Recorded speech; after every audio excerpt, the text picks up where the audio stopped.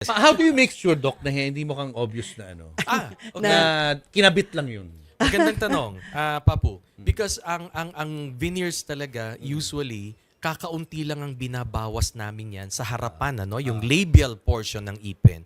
Kakaunti lang yan, pero kung saan gagamitin pa rin natin yung science of dentistry na kailangang ibalik namin yung nawalang ganda, kinis, haba o lapad.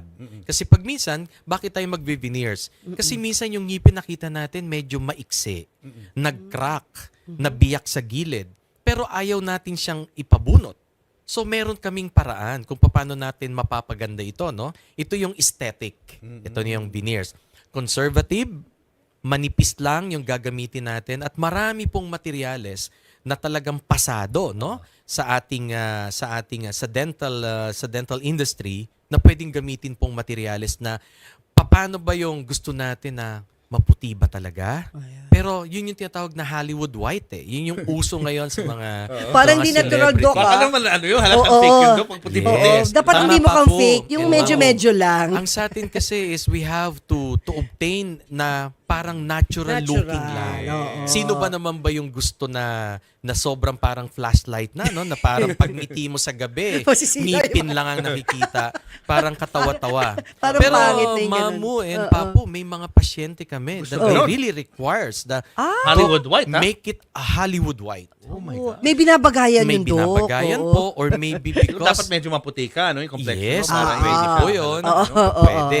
Pero sa atin sa Asia, no, sa ating Asian color, dapat lang yan yung natural looking, yung tinatawag na pearl white. Ayan, Pag sinabing tama, pearl white, pearl white. maputi pa rin siya pero nakikita pa rin yung natural Yes. integration ng enamel and dentina. Napaka mukhang natural po. Ang problema Yan. kasi sa akin, like sa akin, Doc, na may mga crack yung ipin ko. Kasi Yan. mahilig akong pagsabayin yung malamig sa mainit. Biglang mainit. Kunyari, kakain ako ice cream, tapos mami inom akong kape. Totoo ba yan, Ayun. Doc? Magka-crack yung ngipin pag gano'n? Meron pong mga katotohanan din o nagkakataon lang, no? Oo. Pero ang sa amin po mga dentista, as much as possible, please, kapag ka na-subject po ang ngipin sa isang extreme temperature, sobrang lamig, wag naman po natin silang susundan agad ng mainit ka agad, no?